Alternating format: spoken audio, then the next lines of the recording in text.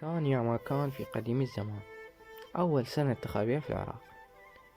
شاركت كل الناس في حملة انتخابية الأولى في العراق بسبب فرحهم شيئين: سقوط النظام الدكتاتوري ودخول الديمقراطية للعراق.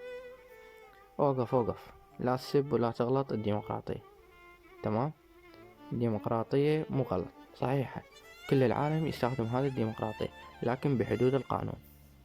تمام، انتخبناهم وصار اللي صار بالعراق من 2003 لحد سنة 2021. العراق تدمر. السنة مختلفة، هاي المرة لازم نثبت انه هي مختلفة. ثورة تشرين مرت تروح هباء، الشباب اللي ماتوا، شعار نريد وطن. الشعار هسه صار صوتك وطن.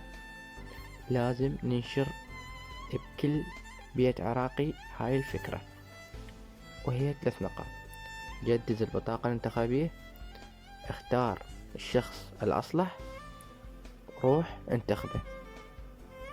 تمام، 3 نقاط: جدد، اختار، روح انتخب.